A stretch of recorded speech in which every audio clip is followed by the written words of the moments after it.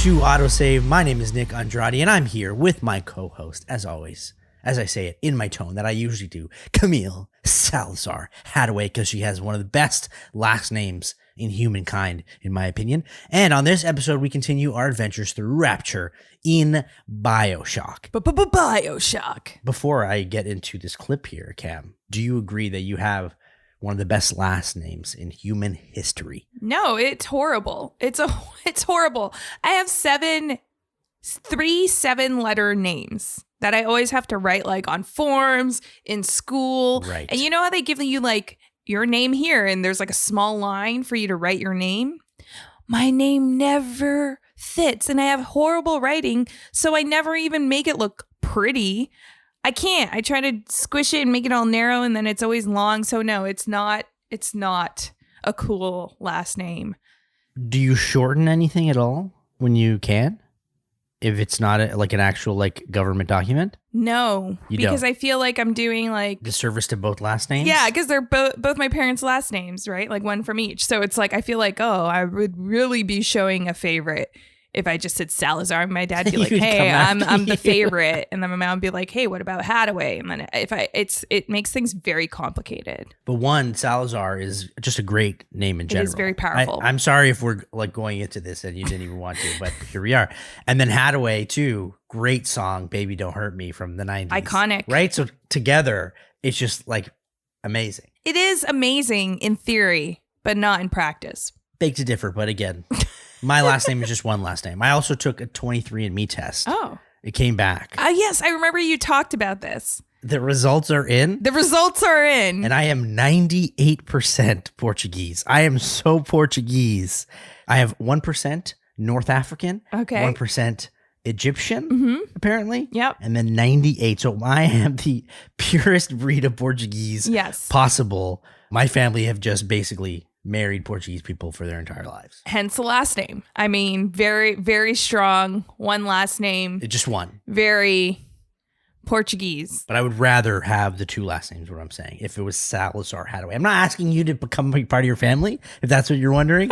Are you? I mean, I can ask my parents if there's some adoption form you want them to, sign up, get you signed up on that. But you know what? The grass is always greener on the other side. And I love Portuguese food, so I'm kind of jealous of you. So here we go. Well, we're jealous of each other as I, again, get off topic here at the beginning of AutoSave like I always do. But I like to do it, okay? Sometimes we like to talk about our lives, okay? We're people too. Exactly. But I'm sure you guys want us to talk more about Bioshock and Rapture. So let's get into it on last week's episode. Stay away from her or it is you who will be shot next. Easy now, Doctor. He's just looking for a wee bit of Adam. Just enough to get by. I'll not have him hurt my little ones. It's okay, lad. That's not a child. Not anymore, it ain't. Dr. Tenenbaum saw to that. Bitte do not hurt her. Have you no heart? Aye, that's a pretty sermon coming from the ghoul who cooked up them creatures in the first place.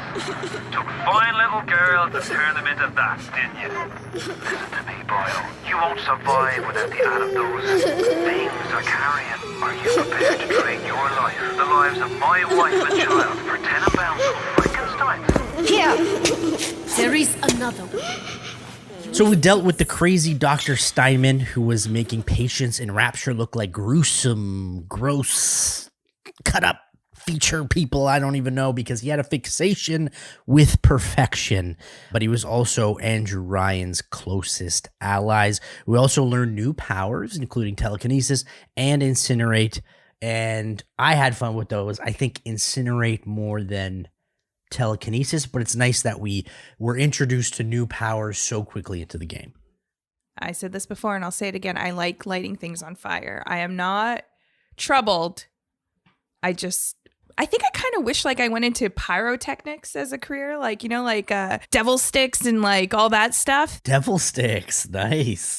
Isn't that what they're called? No, they are, but I'm just laughing at that. It's like you wish you became a devil stick artist. Yeah, I do. I was actually watching this. There's like this, I guess it's like a reality show where they have like people with different talent come on the show. And America's Got Talent? No, it isn't. I guess I could say it's like I don't even know the name of the show. It's something Talents, but Wayne Brady hosts it. I caught it mid-episode, okay? First time seeing it. And you have to guess. Okay. They have like these talented people come on stage and you have to guess which talent each person has based on clues and their appearance. And then they reveal it. And there was a candle list or human candle something. A candleist. A candleist. Someone who pretty much like does dancing with candles. And I'm like, oh my gosh, that would be so cool. I feel like I was meant to do pyrotechnics, something with fire, devil sticks, candle list, whatever. Are you a pyromaniac? Like, do you light things on fire for fun? Audio listeners, you can't see this, but Cam has a little smirk on her face. I think she likes to light things on fire. When it's safe and when it's called for. Good call. So you'll be the first one to light a fire, like an actual, like in a chimney or something like that. Oh my God. I'll do it. I have a fire pit. I don't even think I'm supposed to have one, but I am so committed to like having this thing work. And like everyone's telling me, no, they don't trust me with it. But I really hope this year is the year that I get my fire pit up and going. I also like birthday cakes, you know, the candles like for someone's birthday. Yes, I do know that. Yeah. Once they blow that out, I'll light it again. And then like just put it out underwater just to hear that sound of it going out. Very satisfying. So what I'm basically figuring out here is if you were in Rapture and you did have Incinerate, you would probably be one of these crazy splicers because you would be obsessed with lighting things on fire and basically maybe killing people. Yep, I'll be a pyro splicer. That's right.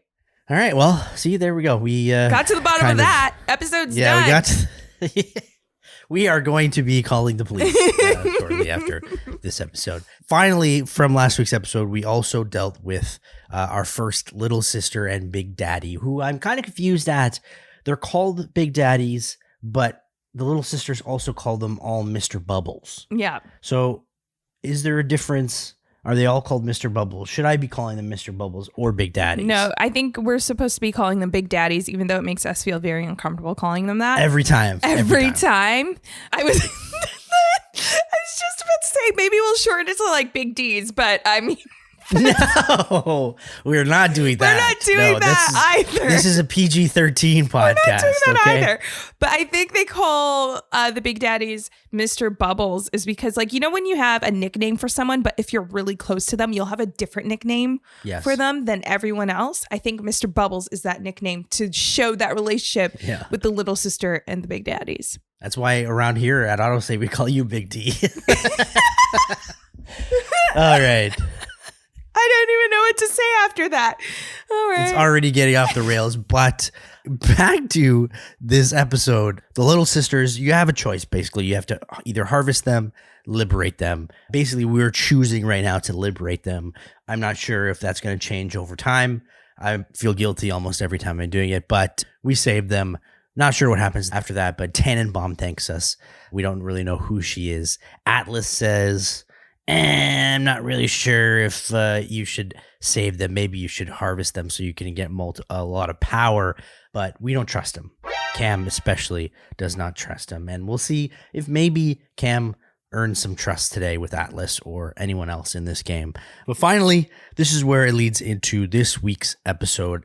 Neptune's Bounty is where we are going to start as we cover chapters 3 and 4 and see what's in store for Jack. But today, guess what? All this goofiness, Cam, normally we save the goofiness to the question of the day. Yes. And this one, when I wrote it, is actually just a normal, serious one.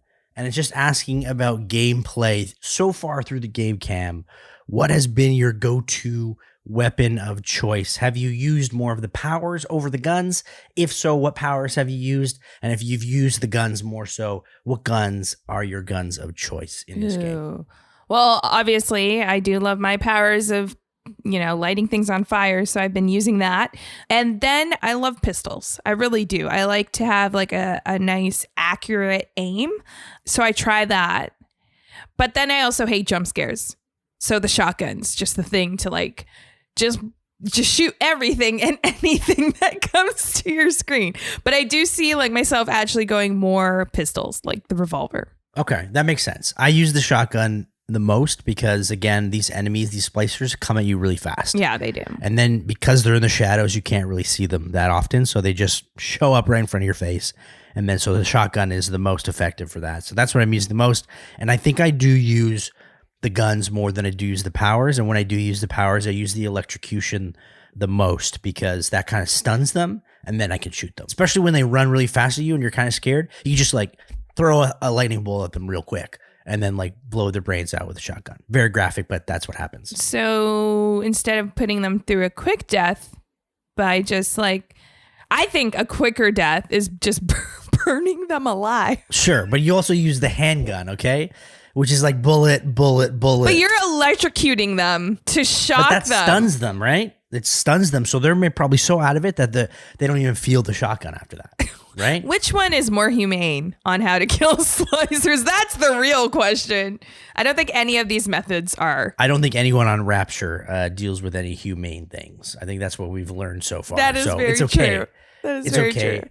that we're doing that. But anyway, after we've killed Dr. Steinman, harvest or rescued our first little sister, we head out of the medical pavilion and onto Neptune's bounty next on AutoSave.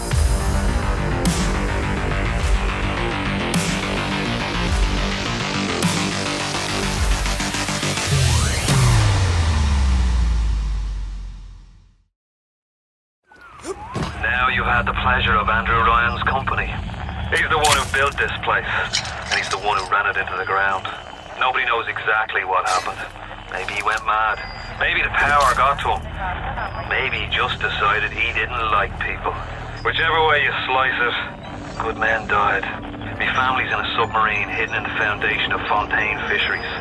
I'll meet you there. Atlas is basically saying that Andrew Ryan went mad. He's basically run rampant in Rapture, and that's why some good people have died, he says. But then he just throws out there, Yeah. me family is in a submarine in Fontaine's fisheries. Why didn't we know this before? I thought they were in Neptune's bounty. That's what he said. I thought he was in Neptune's bounty to meet us. That's what I'm saying. And save his family. Things don't add up. Things aren't adding up. I guess Andrew Ryan, Dr. Steinman, like they're all like Dr. Steinman was close to Andrew Ryan, so Andrew Ryan must be mad, but Atlas right now is not making sense. No, which means, is he crazy? Is that why he's not making sense? Like, imagine if it's a situation where he hopes his family is alive, but they actually are not. Remember that one splicer we saw like near the beginning of the game that was like over the cradle? The baby carriage, yeah. And there was the pistol was in it. So I'm really curious to is Atlas, just deranged a little bit. So that maybe we go to these submarines and then we find that like it was a bunch of Tommy guns. That was family. Yeah, obviously. Right? That's a good point. Who knows? So we have to go to Fontaine Fisheries and hopefully meet Atlas there.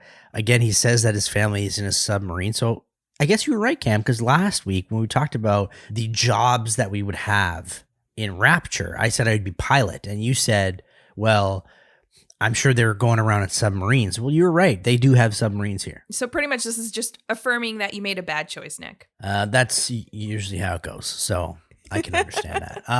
Bad business choice. It's off to some more suspense, and you hear whispers around every corner, laughter, and all these scary things.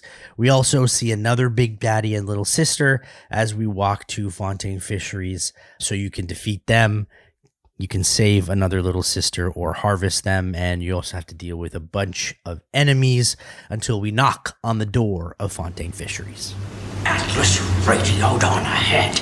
Says you were looking for an invite to the fisheries. Nuts, I say. But if your heads up to the Warp Master's office and find old Peach on research camera, maybe I could manage an invite. Well, what was that? My friend, you are fucked. You know when a lady is humming that something bad is going to happen. We have to deal with enemies. But before that, I want to say Peach Wilkins. Peachy Wilkins. That is a 1940s name if I've ever heard of it. Good old Peach Wilkins. Good old Peachy Wilkins. But he's not so good because, again, they need help. Yeah. And he needs us to get a research camera. So again, Jack is in this position where he has to help someone yet again. That he doesn't even know, and who also, like, I think Peach Wilkins needs more help than just a camera, to tell you the truth. And once again, his face is messed up, I'm guessing, because he wears a welder's mask. So again, you know what? I'm going to say I don't trust him, Peachy. You don't trust Peachy? Actually, I don't trust anybody in this game at this point right now. It seems like everyone has, except for Tannenbaum. I do love Tannenbaum. I don't trust Tannenbaum. Yeah, because you're mean. You don't. She's just trying to save little sisters, okay? We'll talk about it later. But once you deal with these enemies, the scary lady who hums and a bunch of others, we talk to Mr. Peachy again. Look on the conveyor belt. You'll find something to keep you alive. Now, go get that camera and then snapshots of those that crawls on the ceiling. Then I'll let you into the fisheries. Just remember, sonny friend, I smell an ounce of Fontaine on you, and I'll have you in a box. Atlas gives you the vouch, but I ain't turning my eye just on his say-so. So I guess the shoe is on the other foot for us now, Cam, because Wilkins doesn't trust us, and he doesn't trust Atlas, or even Atlas's word that we're a good Atlas's person. word, yes. But he trusts Atlas. But he doesn't trust us. Yes. So, which I bet it does tie into this whole idea that like Atlas has some sort of pull in Rapture, and he's well respected, right? I'm starting not to trust Peach.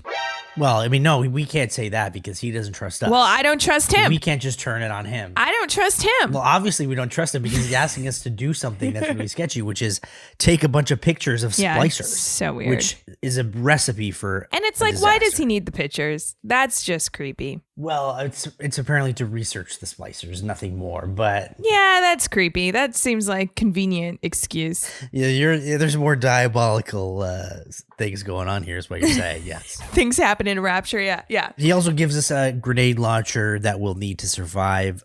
So that's nice at least. But from what he said, we have to get a camera for him, take some pictures of some splicers on a ceiling, I believe he said. And once we do that, he'll hopefully let us in. As we go forward as well, Atlas tells us about Fontaine, and he says that he died ages ago. But again, we really have no idea who he is apart from the Fontaine fishery, so don't know why Atlas is mentioning that. We also face off against another Big Daddy, so this is the third we're already facing in a row pretty quickly, so you can get a bunch of Adam and a bunch of buffs from either rescuing or harvesting, like I said. Are you getting better at going against the big daddies? Because they still freak me out. Yes. Okay. Well, that's good for you. Listen, I just feel like there's sometimes a competition in this, There is. podcast of doing well. We are gamers. There's always the competition aspect. I just use my shotgun as much as possible, and that is so effective against the Big Daddy. Yeah. So I'm not sure what strategy you're using here. That's making it more difficult. Well, don't use the pistols. Honestly, I find the armored piercing rounds kind of useless. I thought they were very helpful before, but I think I was just hoping they were and putting more power into them than they deserved. Also, if you did liberate, I think the third little sister, Tannenbaum radios you and says that there's a reward for us for being nice, basically. And inside a teddy bear at Gatherer's Garden, there is a prize for us. So I do want to mention to the audience who love to harvest the little sisters and be mean because you get more Adam and more power, you do get prizes and rewards from Tannenbaum for rescuing the little sisters. So even though you only get half the Adam for rescuing, you do get rewards as well. So it kind of even out a bit. So just be nice. Exactly. Atlas also explains more about the camera, the research camera. It analyzes genetic information. So I kind of understand why Mr. Peachy Boy wants it, to kind of understand what destroys these splicers, which helps us as well once we get it. I mean, they're splicers, right? They're like the little guys of this, of like the enemy tier. I feel like I could just tell Peach, like, hey, you want to know what destroys splicers? Incinerate. Just incinerate them. That destroys them. It's true. If you use your powers, you'll be fine. Yeah. But they all have some sort of weakness, which we find out as we get into a room with some locked doors. We stumble upon a man with some hooks on his hands, and then we find the camera as well. And the instructions read, take pictures of enemies with the camera to research them. Each type of enemy has a unique set of research bonuses. Try taking a picture of a splicer on the other side of the window, the one we just saw with the hook for hands, and making sure to keep the subject centered. So Cam, I want to ask you, how did you do, one, finding the pictures and getting the grades that you did? Was it difficult? Because I found this kind of annoying / difficult. Yeah, I'm not a photographer. No? Even your days in Miles Morales? You know what? I would still say no. I was not a great photographer in Spider-Man as well. Yep. Yeah, it's kind of like, I understand its purpose in this respect, but it is kind of like this I could have went without. Like without doing this whole thing? Yeah. Yeah. I think the flaws that I had here was you weren't really sure how many photos you needed before you got Yes. the point. So you had to get 3 types of splicers, but you had to take multiple pictures, which I didn't understand at first. I thought I just needed to get 3 The 1, types. 2, 3. Yeah. Yes, but there's a bar at the bottom of the camera that fills up. And once you get that of those splicers, the problem is that you face off against mostly one type of splicer. So there was many times where I was just running around trying to take pictures of these things. By the way, they attack you so fast They do. that you kind of have to be stealthy about it. Yeah. If you want a good picture and more like upgrade, I guess. My thing as well, it's like immediate first response is just shoot them in the face. I would shoot them in the face. Aim so good, very accurate. They're dead. And then I'd be like, oh, wait, I needed this picture. And it don't happen if they're dead. You don't get the reward. Peach isn't that sick. He doesn't want pictures of dead splicers. But it is good, though. You do see that the nitro splicer, as well as like what's the electrical one called? Electro splicer? I don't know. But you do see different types of splicers, but you really do have to look for them. Yeah, there's one I just kept facing off against constantly. It was the nitro that I couldn't find. Which one? The leatherhead. I think it was the leatherhead splicers that I just kept seeing. And that was annoying. But again, like you said, we could do without this quest. Absolutely. Well, once we get all the pictures, after a while, it can be painstaking. It's not the worst thing in the world. We head back to Fontaine Fisheries. Atlas also keeps crying about us needing to save his wife and kid in the submarine. But again, buddy, you're giving us so many tasks here. Like, I just met you and you're crying about it constantly. I get that you have a family, but I don't even know you. I've only seen you on radio. I don't even know you. But anyway, like I said, we knock back on the door to talk to Mr. Peachy once again. The warp rat didn't get himself that. You got something for me and my crew? Or are you just looking to get criticized? You set here a spell. I needs to set on some coffee. Maybe put on silverware and the like. Before you head into the fisheries, a word to the wise. Old Peachy seems about as straight as a dog's hind leg. You keep your eyes open. I kept this comment from Atlas in here because, of course, I'm going to keep my eyes open, Atlas. And once again, he says, oh, Peachy's crazy. Yeah, everyone I've met in this game, apart from apparently you and Tannenbaum, are pretty much insane. Which sounds sus. So I'm going to keep my eyes open from Peachy. Thanks, Atlas. Appreciate it. Yeah. Peachy doesn't let us use our weapons inside, but he doesn't say anything about our plasmids, which is great for Cam because she loves to incinerate.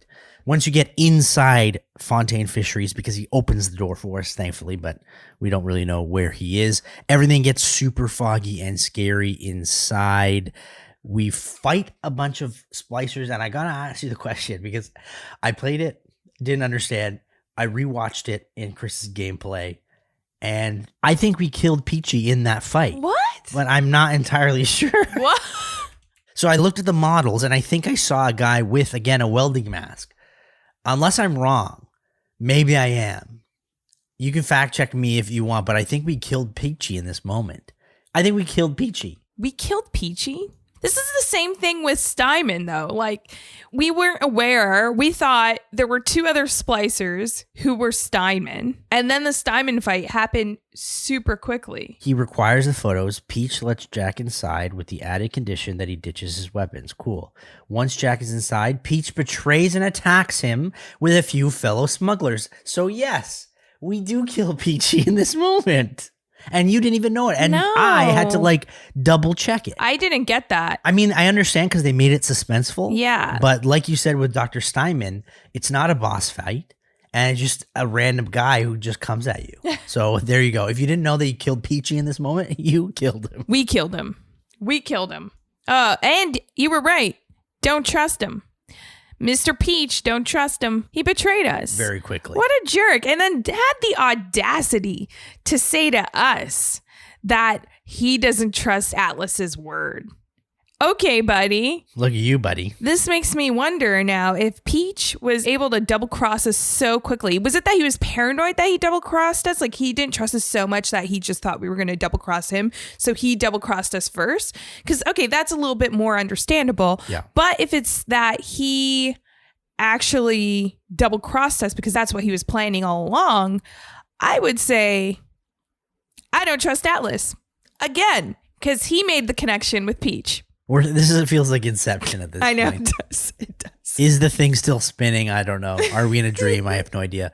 Another question I have for you while we go into this Inception dream sequences is we move forward in Fontaine's fisheries and Jack again gets this kind of like weird ghost premonition, like he sees ghosts and them talking in the past. Do you have any idea what this is about? Why can Jack see these ghosts? Oh, I don't know, but we actually saw this before as well with the nurse. So I don't know if this is effect of Adam, where it's like hallucinations that maybe make you believe you're seeing something that's there, or like over time it's just adding to that craziness that's caused by Adam or whatever's happening here. Or it's like the plot of Sixth Sense and he can see dead people, or he is the dead person. Oh. Maybe Jack is dead. He's Bruce Willis. That's like, I don't know if that's too crazy a theory, but we'll see. Once we wriggle our way through the fishery, we find a way through a small hole, and that is where Atlas wants us to go, into Smuggler's hideout, where we, I hope, finally meet Atlas. And that's where the screen grows black, and that's where we come back in with a very short chapter 4. Once we get in, we see flashes, Cam, here, of pictures of Jack's family, and we hear a scream in the distance. So I got to ask you about this. What the hell is that about? We see these pictures that just come in frame, and there's screaming in the background. Again, this is really suspicious. This is really suspicious, or it's freaky. I got freaked out. And this was kind of like not my issue last episode too, but like I feel like things are happening and I should know what's happening, but I don't know what's happening. But it's like too much mystery where it's like, no, I feel like I really should know what's happening. Am I missing out? Did you get this? I guess because everything is constant. Yeah. In terms of like, there's no cutscenes, there's no break. Yes. We don't really know like what's the next steps, and it seems like Atlas is always giving us a new objective to do. Mm-hmm. And because our main character doesn't talk, maybe I think that's why it gets a little confusing.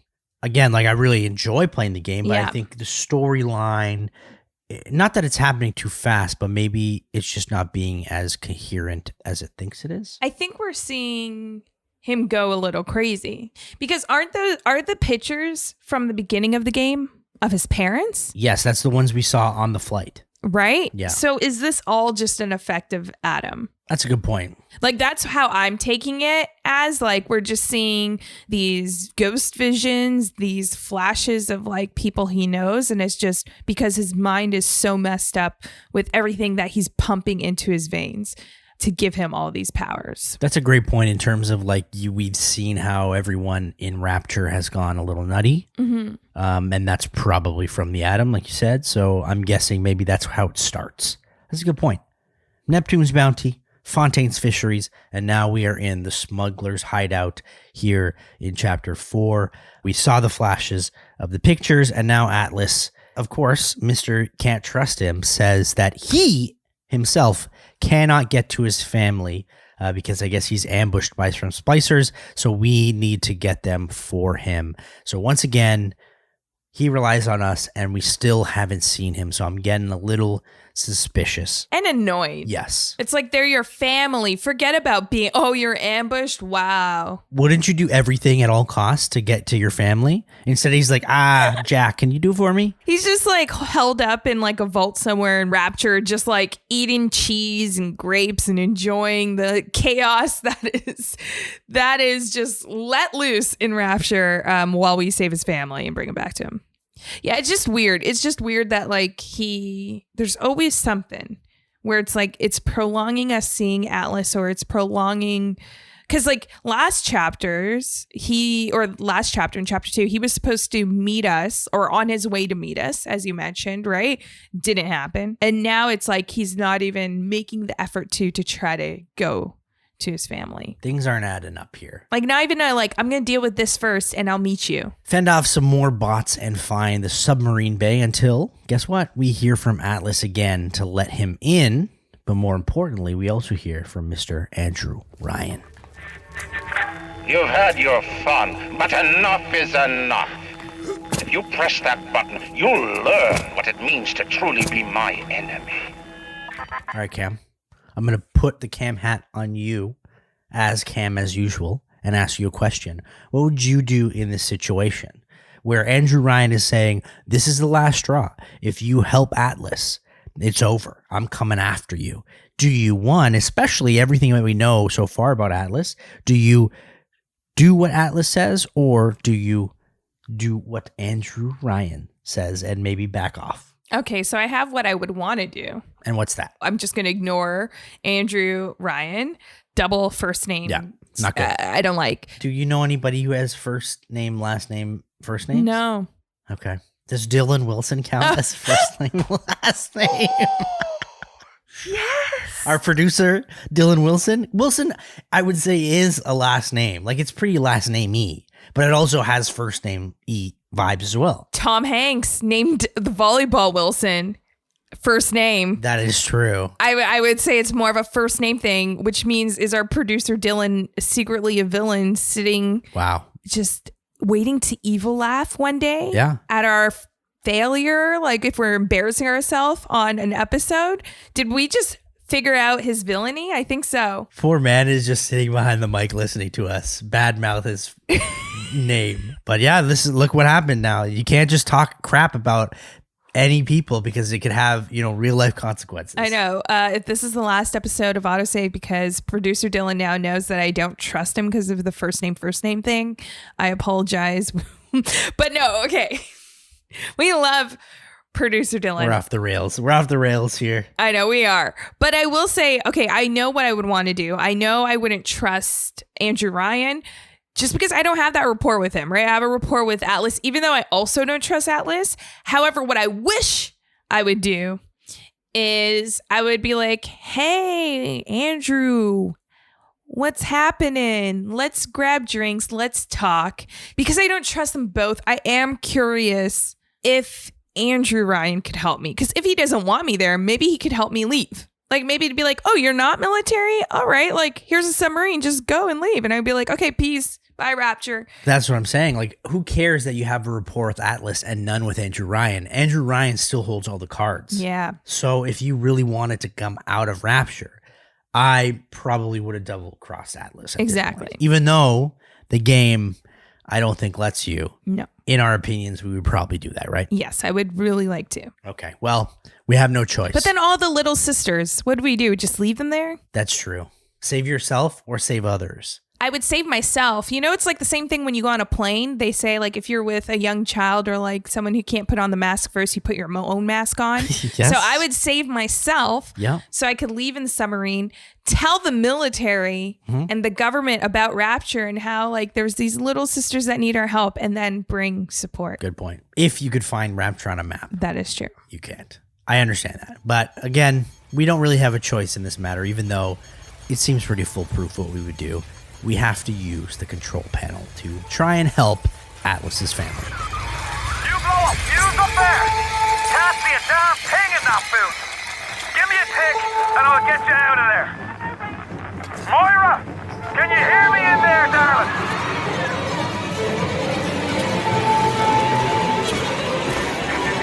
So complicated. If only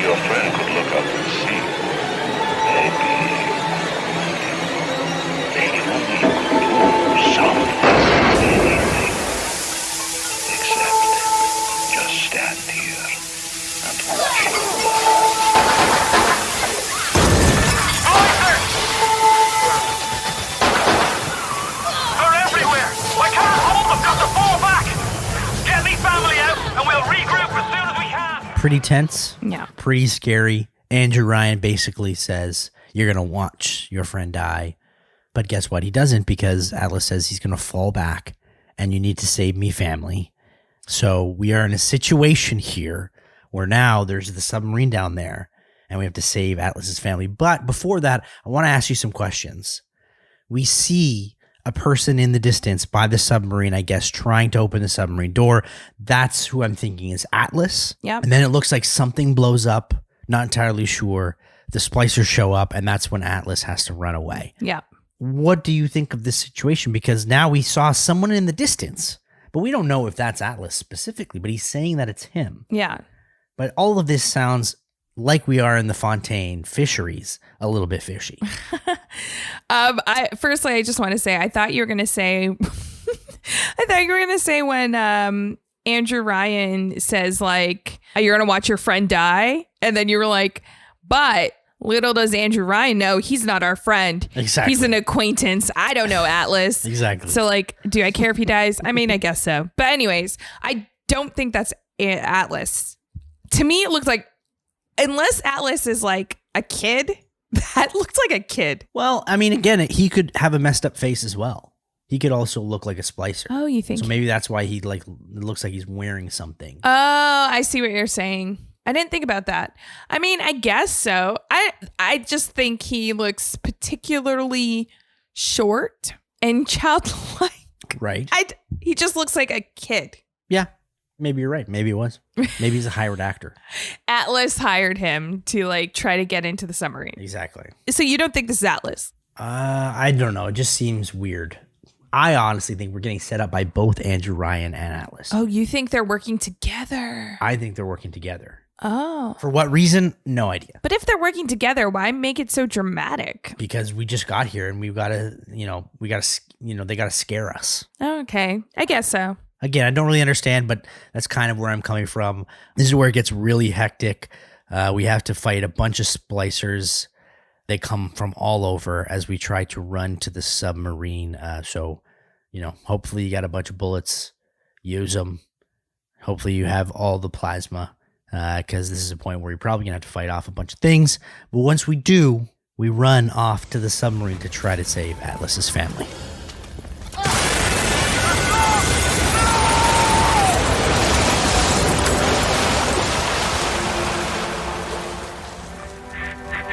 You ooze in like an assassin, and then you try to sneak out like a thief. You're no CIA spook. Who are you? Why have you come here? There's two ways to deal with a mystery. Uncover it, or eliminate it.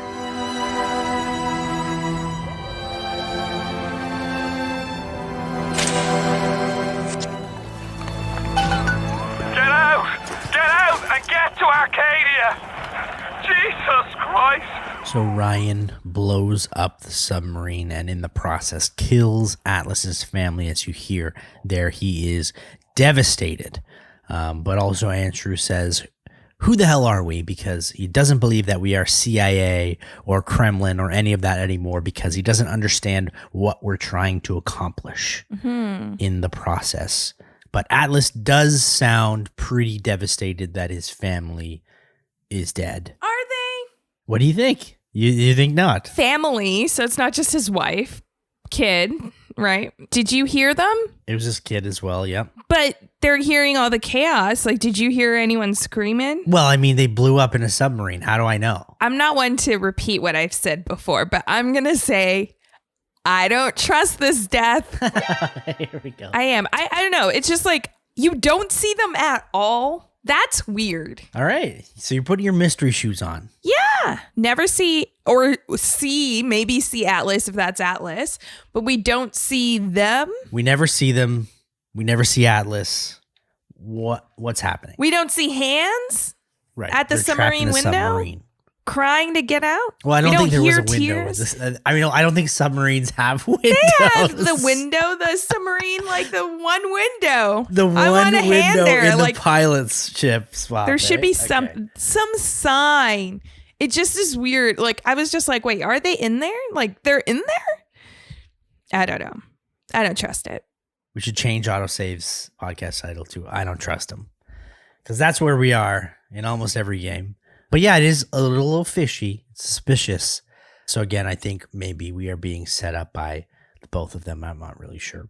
Anyway, a devastated, quote unquote, Yeah. not really sure if he is, Atlas tells us to go to Arcadia next. So that is where we end chapters 3 and 4. Arcadia will be our next destination. So I think we need to take a deep breath, think about it some more, and then after the break, let's talk about how much we don't trust Atlas.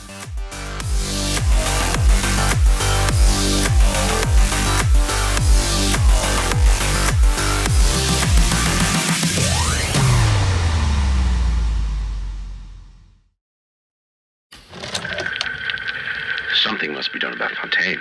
While I was buying buildings and fish futures, he was cornering the market on genotypes and nucleotide sequences. Rapture is transforming before my eyes. The great chain is pulling away from me. Perhaps it's time to give it a tug. So the majority of the diaries in these chapters focus on the relationship between Andrew Ryan and this man Fontaine, who we've been told died. Atlas told us that, and he was a smuggler who seems to have created at some point a foothold into Rapture, and potentially why it fell. He was amassing great amounts of Adam.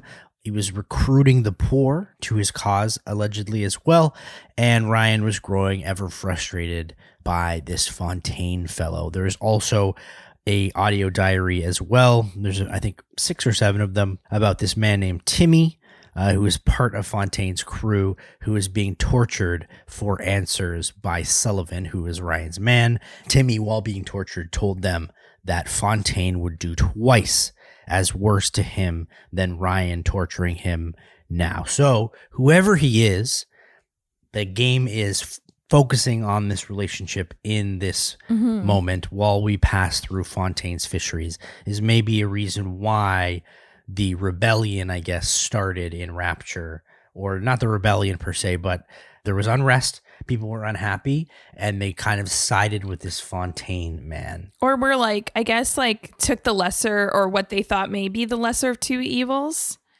right? Because Tenenbaum does say that she's terrified of Fontaine as he like just shows efficiency. Which I mean, like, just efficiency is like you were saying, like recruiting the poor, like getting Adam into the people of Rapture at a quick basis, which I mean, like, this guy sounds like a jerk. So now I'm questioning, like, how much of a jerk is Andrew Ryan if Fontaine apparently was a bigger jerk? Yeah, he seemed like a mob boss, basically. Yeah. Who looks like at least people were scared of him. Yeah. But it also created the divide because I guess people did think that Ryan was crazy or like going too far, too extreme, whatever. And then there were people that were against him. But this isn't like a Tannenbaum situation where she seems like she's trying to do good. This Fontaine guy seems like, again, like he was a mobster. So does this mean there were the 3 factions of Rapture? There was the Andrew Ryan who's in charge. You have the Atlas crew and then Fontaine, the mob boss. It seems like it, yeah, because it seems like Atlas is not a part of, like, he's his own thing, but then he also says, well, Fontaine is dead. So it seems like, yeah, there was 3 factions, allegedly, and I guess they were all trying to vie for power within Rapture. They're focusing on this a lot. Yeah. In this chapter, I wonder if we'll know more about this relationship. Yeah, I'm curious if he is dead, how did he die? Was it like, the classic, your enemy's enemy is your friend? So was Andrew Ryan and Atlas friends at one point to go after Fontaine together?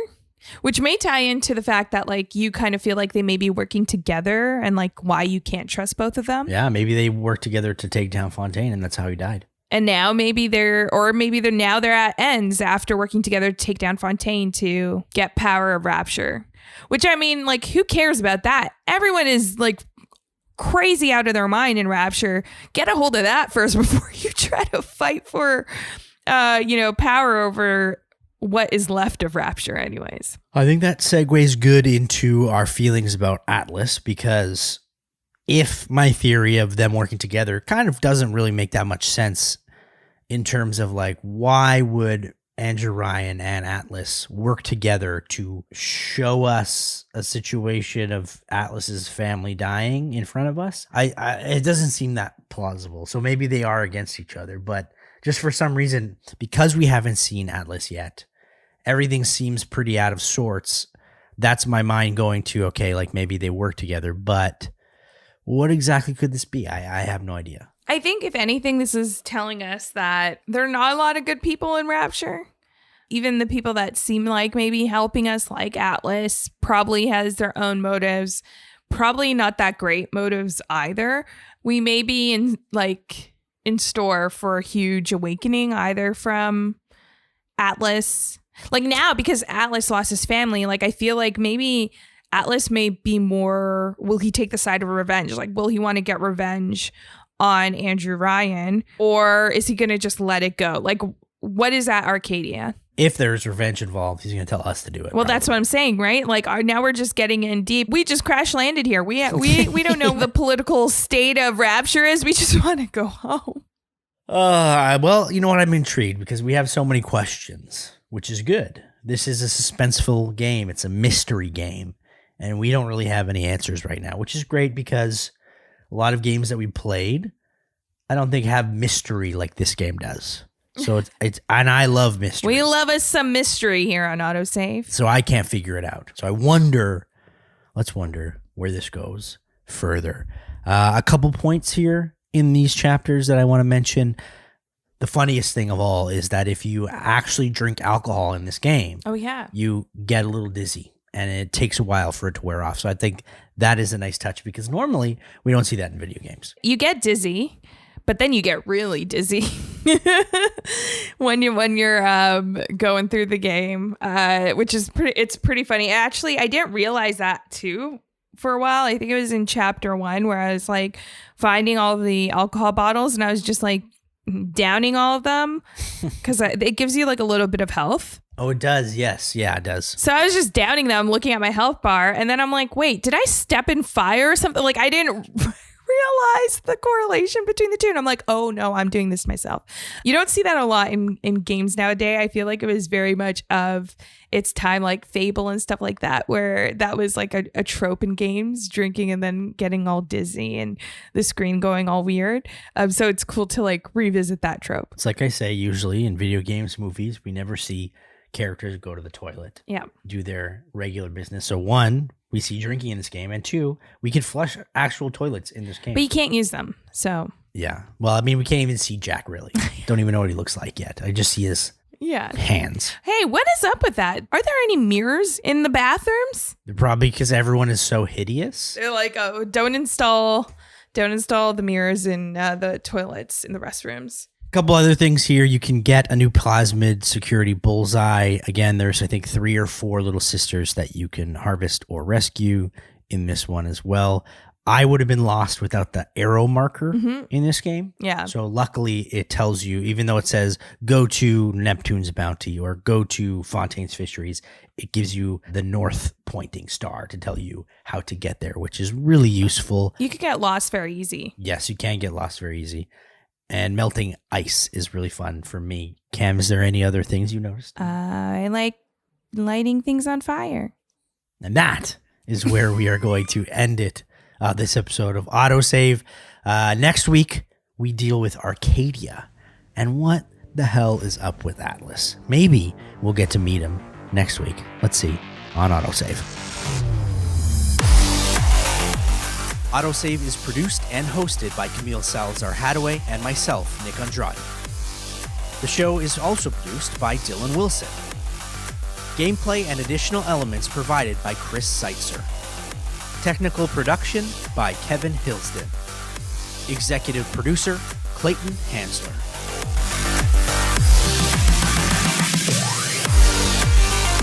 You can follow the show at AutoSave Podcast on Twitter and AutoSave Pod on Instagram, YouTube, and Twitch. You can subscribe to the show wherever you're listening to it right now, and if it happens to be Apple Podcasts, kindly leave us a rating and review, but only if it's good. AutoSave is a Soda original, hosted on the Soda Podcast Network.